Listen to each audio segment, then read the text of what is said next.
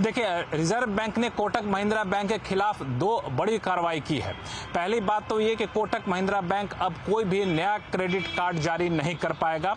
जी हां, कोई नया क्रेडिट कार्ड जारी नहीं कर पाएगा, लेकिन राहत ये दी है कि मौजूदा क्रेडिट कार्ड जो धारक हैं, जो क्रेडिट कार्ड के ग्राहक है कोटक महिंद्रा बैंक के, उनकी सेवाओं पर कोई असर नहीं पड़ेगा। यानी अगर आपके पास कोटक महिंद्रा बैंक का क्रेडिट कार्ड है तो बिल्कुल चिंता मत करिए, लेकिन नया क्रेडिट कार्ड खुलवाने की सोच रहे हैं तो फिलहाल अब उस पर रोक लग गई है, कोई नया क्रेडिट कार्ड नहीं खुलेगा। इसी तरीके से अगर कोटक महिंद्रा बैंक चाहे अपने मोबाइल ऐप के जरिए या फिर ऑनलाइन नया ग्राहक खोलना, नया बैंक अकाउंट खोलना, तो नया बैंक अकाउंट नहीं खोल पाएगा। कोटक महिंद्रा बैंक पर नए बैंक अकाउंट खोलने पर रोक लगाने का फैसला लिया है रिजर्व बैंक ने, ऑनलाइन और मोबाइल ऐप के जरिए नया बैंक अकाउंट खोलने पर। ये दोनों फैसले तत्काल प्रभाव से लागू हो गए हैं। यहां भी एक बात जोड़ दूं कि जो मौजूदा ग्राहक है कोटक महिंद्रा बैंक के, जिनके पास बैंक अकाउंट है, उनसे पैसे के लेन देन पर कोई असर नहीं पड़ने वाला है। अब सवाल उठता है कि आखिर इतना बड़ा फैसला रिजर्व बैंक ने क्यों लिया। तो रिजर्व बैंक ने जो फैसला लिया है उसके पीछे सबसे बड़ी बात यह बताई गई है कि बैंकिंग रेगुलेशन एक्ट के सेक्शन 35A का उल्लंघन किया गया। ये एक्ट का सेक्शन बहुत ही महत्वपूर्ण है। इसके तहत जो आईटी इंफ्रास्ट्रक्चर और जो इंफॉर्मेशन टेक्नोलॉजी ग्रीवांसेस सिस्टम है, उसकी पुख्ता इंतजाम नहीं किए गए थे कोटक महिंद्रा बैंक की तरफ से, इसलिए ये कदम उठाए गए। और दरअसल 2022 और 23 के बीच का आईटी ऑडिट कराया गया रिजर्व बैंक की तरफ से 2022 और 23 में। ये पाया गया कि कई सारी खामियां हैं जिसकी वजह से रोक लगाना जरूरी है। सबसे बड़ी खामी तो ये थी कि जो हम लोग का डेटा होता है, डिजिटल डेटा होता है बैंक में, वो सुरक्षित नहीं था। उसके सुरक्षा के जो पुख्ता इंतजाम होते हैं वो पुख्ता इंतजाम यहाँ पर नहीं किए गए थे। इसके अलावा आईटी इन्वेंट्री मैनेजमेंट जो होता है वो नहीं किया गया था। डेटा लीक ना हो इसके लिए जो पुख्ता इंतजाम किए जाते थे उस इंतजाम में भी गड़बड़ी पाई गई। यूजर एक्सेस मैनेजमेंट, वहां भी गड़बड़ी पाई गई। किसी भी तरह की आपदा के हालत में कैसे संभालेंगे कस्टमर के डेटा को, उनकी सर्विसेज को, उसके भी पुख्ता इंतजाम नहीं किए गए थे। रिजर्व बैंक की गाइडलाइन का उल्लंघन किया गया था। इस वजह से रिजर्व बैंक ने यह फैसला लिया है। यह फैसला अनिश्चित काल के लागू है। फिलहाल इस पर रोक कब हटेगी इसके बारे में रिजर्व बैंक ने कहा है कि एक थर्ड पार्टी ऑडिट कराया जाएगा। पहले बैंक ऑडिट कराए, ऑडिट के बाद ये चिंताएं जताई गई, चिंताएं सारी दूर होंगी, उसके बाद ये पाबंदी हटाने पर विचार किया जाएगा। ओके, लक्ष्मण जी, आपसे ये भी जानना चाहेंगे कि जो रोक लगाई गई है, मौजूदा ग्राहकों पर इसका क्या असर पड़ सकता है? देखिए, मौजूदा ग्राहक, अगर आप कोटक महिंद्रा बैंक के ग्राहक हैं तो उस पर कोई असर नहीं पड़ेगा। चाहे आप क्रेडिट कार्ड के ग्राहक हैं, चाहे आप उसके सेविंग अकाउंट के ग्राहक हैं, तो आप पर कोई असर नहीं पड़ेगा। हाँ, अगर आप कोटक महिंद्रा बैंक के निवेशक हैं तब क्या असर पड़ेगा वो हम लोग आगे चर्चा करेंगे। लेकिन एक बात साफ कर दूं कि रिजर्व बैंक को तत्काल ये पता चला, तत्काल ये कदम उठाया, ऐसी बात नहीं थी। दरअसल लगातार 2 साल से reserve bank Kotak Mahindra bank के टॉप मैनेजमेंट के साथ बातचीत कर रहा था। उनको लगातार बताया कि हमारे आईटी असेसमेंट में ये खामियां निकलकर सामने आई हैं, लेकिन उन खामियों को दूर करने के लिए जो रिजर्व बैंक ने कहा, उसकी कंप्लायंस रिपोर्ट जब कोटक महिंद्रा ने दी तो ये पाया गया कि कंप्लायंस रिपोर्ट में कई सारी बातें तो गलत दे दी गई है। कई सारी बातें जो कहा गया उसका पालन नहीं किया गया है। और उसके बाद रिजर्व बैंक ने यह भी देखा कि लगातार इनके ग्राहकों की संख्या बढ़ रही है, ऐसे में रिस्क काफी ज्यादा हो रहा है। 15 अप्रैल 2024 को जो एक आउटेज आया था, कंज्यूमर की सुविधाओं में दिक्कतें आई थी, उसको भी रिजर्व बैंक ने संज्ञान में लिया और सोचा कि अगर अभी नहीं फैसला लिया जाता है तो आगे चल के एक बड़ा जोखिम हो सकता है। इसलिए रिजर्व बैंक ने यह फैसला लिया और दोनों सेवाओं पर, नए क्रेडिट कार्ड जारी करने पर और ऑनलाइन नए ग्राहक जोड़ने पर भी रोक लगाने का फैसला लिया है। जी, तो लक्ष्मण जी, आप हमारे साथ जुड़े रहें, आगे भी हम आपसे बात करेंगे। अब हमारे साथ जुड़ गए हैं कंप्लीट सर्कल के managing partner and CIO Gurmeet Chadha. तो गुरमीत, सबसे पहले जानना चाहेंगे कि RBI के एक्शन को आप किस तरह से देखते हैं, खास तौर पर बैंक के लिए कितना बड़ा झटका हो सकता है? देखिए, इसके हमेशा 2 इम्पैक्ट होते हैं। एक फाइनेंशियल होता है, एक सेंटिमेंटल इम्पैक्ट होता है। मैं थोड़ा सा सरप्राइज हूँ क्योंकि ये सिमिलर एक्शन HDFC बैंक पे लिया गया था कुछ साल पहले, जिसमें उनको क्रेडिट कार्ड्स और ऑनलाइन ऑनबोर्डिंग पे कुछ रोक लगाई गई थी। और ऑडिट ये कहता है कि जब उन्होंने CBS और IT साइट्स का इंस्पेक्शन किया तो आउटेजेस काफी ज्यादा थे। अगर आप डिटेल को पढ़ें तो RBI कोई भी एक्शन ऐसे नहीं लेता है, काफी ड्यू डिलिजेंस होती है, ऑडिट होता है। तो थोड़ा सा मैं सरप्राइज हूँ क्योंकि कोटक को अच्छे बैंकों में गिना जाता है कंप्लायंस में, रिस्क मैनेजमेंट में, उनकी एसेट क्वालिटी बहुत स्टेबल है। इसका इम्पैक्ट पड़ेगा। फाइनेंशियल इम्पैक्ट मेरे हिसाब से बहुत ज्यादा नहीं है क्योंकि क्रेडिट कार्ड्स 4% है उनकी लोन बुक का। तो आप देखेंगे टोटल लोन बुक अगर 4 लाख करोड़ की अप्रोक्सीमेटली, क्रेडिट कार्ड 4% है, पर्सनल लोन और जो बाकी लोन्स होते हैं कंज्यूमर लोन्स वो करीबन 5% है, होम लोन और लैब करीबन 27% है, कॉर्पोरेट बुक है 23-24%। तो लोन बुक काफी डाइवर्सिफाइड है। हालांकि कार्ड बिजनेस में स्प्रेड्स बहुत अच्छे होते हैं और पिछले 2 क्वार्टर से 50% ईयर ऑन ईयर ग्रो कर रहा था। तो काफी तेजी से वो कार्ड बिजनेस को मॉप अप कर रहे थे, तो उसमें एक थोड़ा सा इम्पैक्ट पड़ेगा। दूसरा उनका एक फ्लैगशिप स्कीम था 811 जिससे वो डिजिटली अकाउंट खोल रहे थे। उससे उन्होंने काफी लायबिलिटीज अपना इम्प्रूव किया था, कासा रेशियो बढ़ा हुआ था, तो उसपे भी थोड़ा इम्पैक्ट आएगा। जब भी ऐसा कोई कदम होता है तो थोड़ा सा परसेप्शन डैमेज होता है बैंक का और समय लगता है। ये बैन इमीडिएटली नहीं जाता है। एचडीएफसी को लगभग साल लग गया था, मेरे ख्याल से उससे भी थोड़ा ज्यादा लग गया था इसको सॉल्व करने में। अब एक्सटर्नल ऑडिट बैठेगा, सारी चीजें होंगी, तो ये खराब न्यूज है निवेशकों के लिए भी, बैंक्स के निवेशकों के लिए खासतौर। गुरमीत जी, मैं लक्ष्मण बोल रहा हूँ। मेरा सवाल ये है कि आपने कहा भी, रिजर्व बैंक ने अपने फैसले के लास्ट पैरा में कहा है कि अब बैंक को रिजर्व बैंक के परमिशन के साथ एक थर्ड पार्टी ऑडिट कराना होगा। थर्ड पार्टी ऑडिट में जो खामियां होंगी उन खामियों को दूर करना होगा, फिर देखा जाएगा कि उन खामियों को कितना दूर किया गया, असेसमेंट किया जाएगा, फिर आपको जो है ये जो पाबंदी लगाएगी उसको हटाने पर विचार किया जाएगा। पहली बात कि कोटक महिंद्रा जैसे बैंक से ये सारे प्रोसेस को पूरा करने में आप कितना वक्त एक अनुमान लगाते हैं, कब तक ये प्रक्रिया पूरी हो पाएगी और हटने की संभावना कब तक की जाए? क्योंकि इससे पहले एचडीएफसी बैंक में भी हमने देखा ऐसा केस, और अब कोटक महिंद्रा बैंक। मुझे लगता है समय लगेगा क्योंकि एचडीएफसी में जैसे मैंने बोला कि साल के ऊपर लगा था और जो जब वापस भी नॉर्मलसी आई तो कई पार्ट्स में आई। कार्ड बिजनेस को उनको ज्यादा समय लगा। एचडीएफसी में हालांकि इम्पैक्ट बड़ा था क्योंकि उनका क्रेडिट कार्ड का मार्केट शेयर 20% से ऊपर है। कोटक के लिए कार्ड बिजनेस अभी भी छोटा है, तो मेरे हिसाब से समय लगेगा। ऐसा कोई भी एक्शन होता है, अभी हमने देखा पेटीएम के अगेंस्ट एक्शन हुआ था पीछे, मैं कंपेयर नहीं कर रहा हूँ, पेटीएम बहुत अलग केस है। तो ये जब कोई सीरियस लैप्स आरबीआई देखता है तभी होता है। और ये मुझे लगता है आरबीआई का एक स्ट्रॉन्ग मैसेज है बैंक्स को।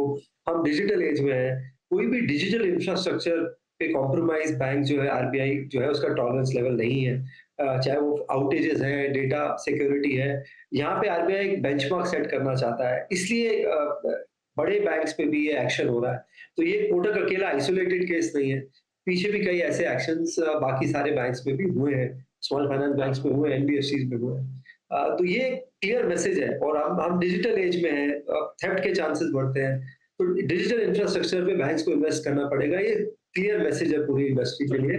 बहुत सारे बैंक्स के आईटी एप्लीकेशंस अभी भी अच्छे नहीं है, ये फीडबैक हम देखते रहते हैं सोशल मीडिया पे। तो ये उनके लिए भी एक स्ट्रॉन्ग मैसेज है कि आप डिजिटल इंफ्रास्ट्रक्चर पे वर्क करिए।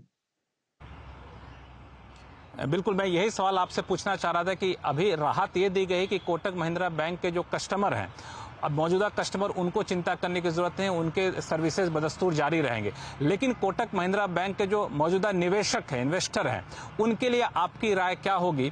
और कल जब बाजार खुलेगा तो बैंक निफ्टी पर इसका असर क्या दिखेगा? और एक चीज और आपने कहा कि बाकी बैंकों के लिए भी एक इंडिकेशन है, तो उनको भी अपना आईटी इंफ्रास्ट्रक्चर रोबस्ट बनाने के लिए उस पर अपना खर्च बढ़ाना होगा। बिल्कुल रिएक्शन नेगेटिव आएगा, ये नॉर्मल है। बट मैं, क्योंकि कोटक 2-3 साल से चला नहीं, एक रेंज में है 1600 से 1800 की, तो पैनिक में रिएक्ट मत करिए। बैंक के फंडामेंटल्स बहुत स्ट्रांग है, एसेट क्वालिटी आप देखिए वन ऑफ द बेस्ट है, 0.34 का एनपीए है। शुरू से उनका गोल्ड स्टैंडर्ड क्रेडिट अंडरराइटिंग है। लोन बुक मैंने जैसे बोला काफी डाइवर्सिफाइड है, कार्ड सिर्फ 4% है और बैंक का बहुत अच्छा ट्रैक रिकॉर्ड है पिछले 20-25 साल का। तो कुछ घबराने की जरूरत नहीं है, आप पैनिक में कोई रिएक्शन मत करिए। हमने हमेशा देखा है कि कभी भी कोई नेगेटिव न्यूज आती है तो थोड़ा इमीडिएट रिएक्शन नेगेटिव होता है, बाद में मार्केट स्टेबलाइज करता है। तो थोड़ा वेट करिए। और एग्जिस्टिंग बिजनेस और जो बैंक के कस्टमर्स हैं उन पे कोई खास इम्पैक्ट नहीं है। बैंक निफ्टी में मुझे ऐसा लगता है कि जो थोड़ा सा ट्रेड शिफ्ट हो सकता है, जो बैंक ज्यादा अच्छा कर रहे हैं, क्योंकि हो सकता है कि थोड़ा प्रेशर प्राइवेट सेक्टर बैंक्स पे आए। बट ओवरऑल जो जैसे एचडीएफसी उस पर एक्शन हो चुका है, पिछले कुछ समय से शायद चला नहीं है, तो हो सकता है थोड़ा सा रोटेशन हो कैपिटल का दूसरे प्राइवेट सेक्टर बैंक्स और पीएसयू में, थोड़ा सा रोटेशन हमें देखने को मिल सकता है। बट क्योंकि कोटक बहुत ज्यादा ओन नहीं है पिछले 2-3 साल से, वो भी थोड़ा सा म्यूटेड होगा, तो नेगेटिव रिएक्शन होगा थोड़ा सा कोटक महिंद्रा बैंक पे अगले 1-2 दिन। शुक्रिया गुरमीत इस पूरे एनालिसिस के लिए। साथ ही लक्ष्मण जी आपका भी बहुत बहुत धन्यवाद विस्तार से हमारे दर्शकों को ये पूरी जानकारी देने के लिए। चलिए अब बढ़ते हैं आगे, बात करेंगे बाजार की। आज निफ्टी बैंक एक्सपायरी पर लगातार चौथे दिन बाजार हरे निशान पर बंद हुआ। सेंसेक्स 114 अंक चढ़कर 73,853 पर बंद हुआ। वहीं निफ्टी 34 अंक चढ़कर 22,402 पर बंद हुआ। तो आज सबसे ज्यादा खरीदारी मेटल, पीएससी और सीपीएससी शेयरों में रही। वहीं आईटी और ऑटो शेयर दबाव पर बंद हुए। तो मार्केट का पूरा हाल अब समझते हैं हमारे सहयोगी यतिन से। तो यतिन, आपसे जानना चाहेंगे कि आज किन सेक्टर्स में तेजी और किन सेक्टर्स में एक्शन देखने को मिला। देखिए, जहाँ तक कि मार्केट का सवाल है, यहाँ आप देखेंगे कि मोमेंटम बहुत ज़बरदस्त था। निफ्टी के गेनर्स की अगर हम क्लियरली बात करें तो आज हिंडाल्को और मेटल शेयरों में काफ़ी अच्छी खरीदारी थी। सिप्ला, जेएसडब्ल्यू स्टील और टाटा स्टील जैसे काउंटर्स में भी ज़बरदस्त तेज़ी का माहौल रहा। लूजर्स की बात करें तो टाटा कंज्यूमर रिजल्ट्स को एडवर्सली रिएक्ट करते हुए 5% नीचे देखने को मिला। ग्रासिम, बजाज ऑटो और टेक महिंद्रा जैसे काउंटर्स में साधारण प्रॉफिट टेकिंग आज आपको आती हुई नजर पड़ी। अगर हम मिड कैप गेनर्स की बात करें तो क्लियरली चेन्नई पेट्रो रिजल्ट्स के बाद और 55 रुपए डिविडेंड के ऐलान के बाद शेयर में 15-16% का मोमेंटम। एजिस लॉजिस्टिक्स, एमआरपीएल और दीपक फर्टिलाइजर जैसे काउंटर्स में आपने 10 से 12% का इंटरडे मूव देखा। लूजिंग साइड पे अगर आपको देखें तो स्पार्क लगातार चौथे पांचवें दिन ये 5% नीचे जा रहा है। एमसीएक्स रिजल्ट्स के बाद प्रॉफिट टेकिंग स्टॉक 5% नीचे। एस्टर डीएम और एक्साइड ये दोनों काउंटर्स में भी आपने थोड़ा बहुत प्रेशर देखा। मेटल गेनर्स की बात करें तो सेल, एनएमडीसी जैसी सरकारी कंपनी से 6 से 8% का मोमेंटम था। रत्नमणि मेटल्स और हिंडाल्को जैसे काउंटर्स में भी अच्छी खासी खरीदारी दिखी।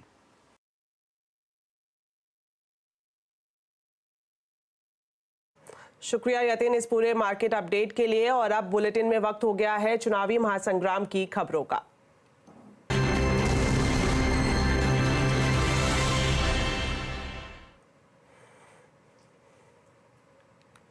संपत्ति बंटवारे को लेकर राहुल गांधी के बयान के बाद अब सैम पित्रोदा के बयान ने कांग्रेस की मुश्किलें बढ़ा दी हैं। इंडियन ओवरसीज कांग्रेस के अध्यक्ष सैम पित्रोदा ने कहा कि अमेरिका में विरासत टैक्स लगता है जो काफी दिलचस्प कानून है। जैसे अमेरिका में किसी की मृत्यु के बाद उसकी संपत्ति का 55% हिस्सा सरकार ले लेती है, वैसी व्यवस्था पर भारत में भी चर्चा होनी चाहिए। इसी के आधार पर सैम पित्रोदा संपत्ति के बंटवारे की वकालत कर रहे हैं। Let me tell you, in America, there is an inheritance tax.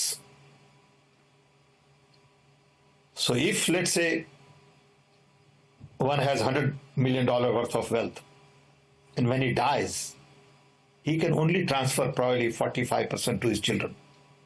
55% is grabbed by government. Now, that's an interesting law. It says, you, in your generation, made wealth. You are leaving now, you must leave your wealth for public. Not all of it, half of it. Which to me sounds fair. In India, you don't have that. If somebody is worth 10 billion and he dies, his children get 10 billion. Public get nothing. And law says, you get half of it, public gets half of it. So these are the kind of issues people will have to debate, discuss. I don't know what the conclusion would be at the end of the day.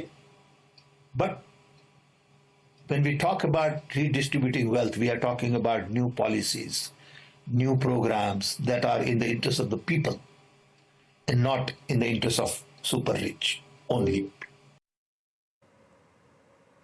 तो Sam Pitroda के इस बयान के बाद BJP ने कांग्रेस पर हमले तेज कर दिए हैं। प्रधानमंत्री नरेंद्र मोदी ने एक बार फिर कांग्रेस पर हमला करते हुए कहा कि कांग्रेस लोगों की संपत्ति का एक्सरे कराएगी। कांग्रेस का कहना है कि वो इनहेरिटेंस टैक्स लगाएगी। कांग्रेस नहीं चाहती कि भारतीय अपनी संपत्ति अपने बच्चों को दें। कांग्रेस का कहना है कि वो इनहेरिटेंस टैक्स लगाएगी। माता पिता से मिलने वाली विरासत पर भी टैक्स लगाएगी। आप जो अपनी मेहनत से संपत्ति जुटाते हैं वो आपके बच्चों को नहीं मिलेगी, बल्कि कांग्रेस सरकार का पंजा उसे भी आपसे छीन लेगा। कांग्रेस का मंत्र है, कांग्रेस की लूट जिंदगी के साथ भी और जिंदगी के बाद भी। वहीं सैम पित्रोदा के बयान पर गृह मंत्री अमित शाह ने भी कांग्रेस को घेरा है। उन्होंने कहा कि सैम पित्रोदा के बयान से कांग्रेस पूरी तरह से बेनकाब हो गई है। उन्होंने कांग्रेस से अपने घोषणा पत्र से सर्वे की बात को वापस लेने की भी मांग की है। सैम पित्रोदा जी के बयान ने कांग्रेस का मकसद देश के सामने स्पष्ट कर दिया है। वो देश के जनता की निजी संपत्ति का सर्वे कर निजी संपत्ति को सरकारी खजाने में डालकर जो उन्होंने यूपीए के शासन में तय की थी प्रायोरिटी कि देश के संसाधन पर सबसे पहला अधिकार माइनॉरिटी और उसमें भी मुस्लिम लोगों का है, उस प्रकार से इसका बंटवारा करना चाहती है। मैं मानता हूं कांग्रेस पार्टी या तो अपने मैनिफेस्टो से इस बात को विड्रॉ करे या उन्होंने स्वीकार करना चाहिए कि यही उनका मकसद है। सैम पित्रोदा के बयान पर बीजेपी हमलावर हुई तो कांग्रेस पित्रोदा के बचाव में उतर आई है। कांग्रेस ने पित्रोदा के बयान को उनका निजी विचार बताया है और साथ ही कहा है कि उनके बयान को सनसनीखेज तरीके से पेश किया जा रहा है। दुनिया भर में उनका नाम है और वो जो विषय वो उचित समझते हैं, वो विषय जो महत्वपूर्ण समझते हैं, जिस विषय वो समझते हैं महत्वपूर्ण होता है, उस पर वो अपनी राय जो है स्वतंत्र रूप से देते हैं, खुले रूप से देते हैं और बात करते हैं। इसका माने ये नहीं है कि जो वो कहते हैं उससे इंडियन नेशनल कांग्रेस सहमत है। मैं साफ कह देना चाहता हूँ, इस मामले पे जो पित्रोदा जी ने कहा है वो उनकी राय है, पर भारतीय राष्ट्रीय कांग्रेस का पोजीशन नहीं है, इंडियन नेशनल कांग्रेस का पोजीशन नहीं है। तो अपने बयान पर विवाद गहराता हुआ देख सैम पित्रोदा ने सफाई दी है। अपनी सफाई में उन्होंने कहा कि उनके बयान को तोड़ मरोड़ कर पेश किया गया है। किसने कहा है कि 55% संपत्ति छीन ली जाएगी, किसने कहा कि ऐसा कुछ भारत में किया जाएगा। उन्होंने विरासत टैक्स का उदाहरण अमेरिका के लिए दिया था, क्या वो तथ्य नहीं बता सकते। उन्होंने कहा कि ये ऐसे मुद्दे हैं जिन पर चर्चा की जरूरत है, इसका कांग्रेस या किसी दूसरी पार्टी की नीति से कोई लेना देना नहीं है। वहीं राहुल गांधी ने एक बार फिर से आर्थिक सर्वे की बात दोहराई है। राहुल गांधी ने कहा कि आजादी के 70 साल बाद ये जरूरी है और इसके लिए पहले जाति जनगणना होनी चाहिए, फिर आर्थिक सर्वे और फिर संस्थाओं का सर्वे। आप ये मत सोचिए कि जाति जनगणना सिर्फ कास्ट सर्वे है। वो जाति का सर्वे है, मगर उसमें हम इकोनॉमिक और इंस्टीट्यूशनल सर्वे भी जोड़ेंगे। मतलब क्या होगा? देश को पता लग जाएगा कि इस जात में इतने लोग हैं, दलित इतने, आदिवासी इतने, गरीब जनरल कास्ट इतने, इनकी आमदनी इतनी है और हिंदुस्तान की संस्थाओं में इनकी इतनी भागीदारी है। इस संस्था में इतने ओबीसी, इतने दलित, इतने आदिवासी, वो सब संस्थाओं का होगा। तो ये एक प्रकार से नेशनल एक्सरे मान लीजिए इसको। और मुझे लगता है कि 70 साल बाद ये एक जरूरी कदम है कि हम असेस करें कि 70 साल की आजादी के बाद आज सिचुएशन क्या है और इसके बाद हमें किस डायरेक्शन में जाना चाहिए। कांग्रेस महासचिव प्रियंका गांधी वाड्रा ने बीजेपी पर निशाना साधते हुए कहा कि पीएम समेत बीजेपी के बड़े नेताओं के व्यवहार को देखकर ऐसा लग रहा है कि चुनाव उनके पक्ष में नहीं जा रहा है, इसलिए वो बेतुके बयान दे रहे हैं। जो भाजपा के बड़े बड़े नेता हैं, प्रधानमंत्री जी इंक्लूडेड, उनके व्यवहार से ये लग रहा है कि चुनाव उनके पक्ष में नहीं जा रहा है, क्योंकि वो ऐसा लगता है कि बौखलाए हुए हैं, बहकी बहकी सी बातें कर रहे हैं, पता नहीं कौन से मुद्दे उठा रहे हैं। रोज सुबह उठ के कोई नया मुद्दा उठा रहे हैं जिससे कोई ताल्लुक नहीं है जनता का, मतलब उसको। और इस हद तक अब चले गए हैं कि अपने आप नए नए मुद्दे ऐसे निकाल रहे हैं, झूठ बोल रहे हैं लोगों को।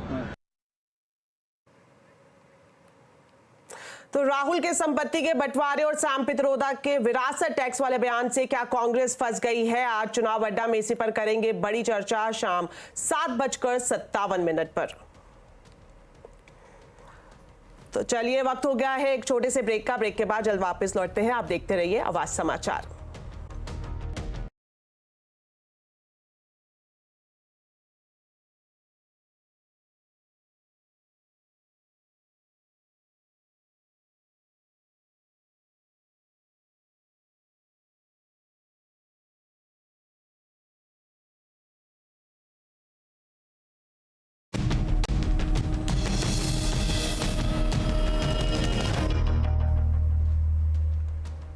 ब्रेक के बाद आपका स्वागत है और अब आपको दिखाते हैं लोकसभा चुनाव से जुड़ी हमारी स्पेशल कवरेज, चुनावी मूड माहौल।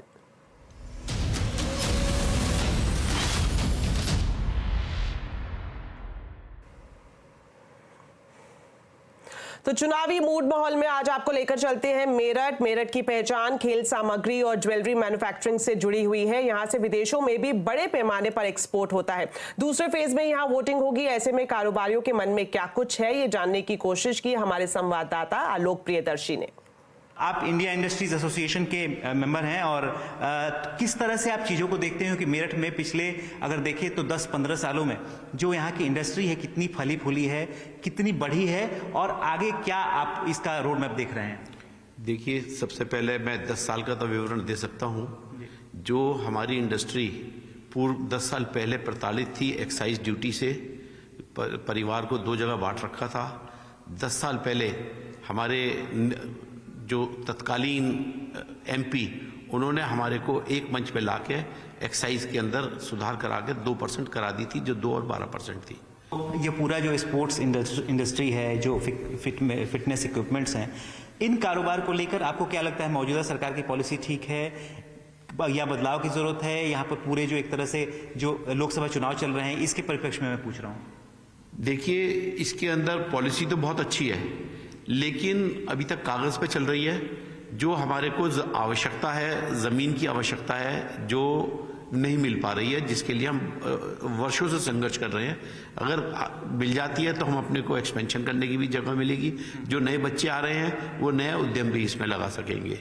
छोटी बड़ी इंडस्ट्री के एक्सपोर्ट के एस्पेक्ट में कुछ स्कीम्स है सेंट्रल गवर्नमेंट की, जिसका मैं चाहूँगा कि जिक्र करना कि गवर्नमेंट उसके ऊपर थोड़ा ध्यान दे, जो नए एक्सपोर्टर्स को थोड़ा बूम मिले। अभी गवर्नमेंट की कुछ स्कीम्स है जिसमें कुछ रेडर्स हैं कि आपका मिनिमम एक्सपोर्ट इतना होना चाहिए, उसके बाद आपको इन स्कीम्स का बेनिफिट मिलेगा। तो नए एक्सपोर्टर्स कई बार नहीं आ पाते। हो सकता है एक छोटा लेवल का एक्सपोर्टर हो, उसको आगे बूम करने के लिए कुछ और स्कीम्स की हेल्प हो, तो वो एक कहीं हिंड्रेंस है। जैसे कई बार कुछ स्कीम्स आती हैं गवर्नमेंट की जहाँ आपका मिनिमम टर्नओवर प्रीवियस ईयर्स में 5 लाख होना चाहिए या 25 लाख होना चाहिए, only then you are eligible to apply for this scheme. हो सकता है उसके पास पोटेंशियल हो, उसके पास प्रोडक्ट हो which can be exported out, but वो उन स्कीम्स का बेनिफिट नहीं ले पाता। तो कहीं ना कहीं गवर्नमेंट ऑफ इंडिया को ये सोचना पड़ेगा, रिलैक्सेशन देना पड़ेगा। हैंड होल्डिंग देना तो किसको देना है और कहाँ तक देना है, तो वो एक थोड़ा सा डेफिनेशन को डिफाइन करना पड़ेगा हैंड होल्डिंग की in terms of new exporters या यंग जनरेशन ऑफ एक्सपोर्टर्स। हमें इंडस्ट्रियल कॉरिडोर की बहुत ज़रूरत है। हमारी जो स्पोर्ट्स इंडस्ट्री ग्रोथ जो है वो इसीलिए रुकी हुई है कि हमारे पास ना लैंड है ना इंफ्रास्ट्रक्चर ढंग से है। अभी मतलब ठीक है, प्रोमिसेस आर देयर, अभी सब वैसे देखा जाए तो मेट्रो और हाईवेज तो डेवलप हुए हैं। तो लेट अस थिंक पॉजिटिव। हम तो मानते हैं कि आगे चलो इतना हुआ है तो उसको आगे इंडस्ट्रियल कॉरिडोर जो गवर्नमेंट कह रही है वो भी बनेगा, बट आप देखिएगा जिस दिन वो बनेगा आई थिंक हमारी industry with in 2 years double हो जाएगी। ये इंडस्ट्री ऐसी है जिसमें सबसे ज़्यादा ग्रोथ के चांसेस है और इसमें ही हम अगर जितना हमारे को टेक्निकल सपोर्ट मिलेगा उसमें हम उतना ही बड़े मार्केट को जो है हम उसको कम्पीट कर पाएंगे। चलिए, अब आपको बताते हैं आज के कंज्यूमर अड्डा के टॉपिक के बारे में, जो कि जुड़ा हुआ है स्लीप एपनिया से। स्लीप एपनिया मतलब सोते हुए सांस का बार बार रुकना। ये ऐसी बीमारी है जिसके बारे में ज्यादातर मरीजों को पता भी नहीं है। क्या है स्लीप एपनिया की पहचान, जानने के लिए देखिए कंज्यूमर अड्डा आज शाम 5:57 पर। तो चलिए, फिलहाल बुलेटिन में मेरे साथ इतना ही। आप खबरों पर अपडेट रहें, CNBC आवाज से जुड़े रहें हमारे सोशल मीडिया हैंडल्स के जरिए। नमस्कार।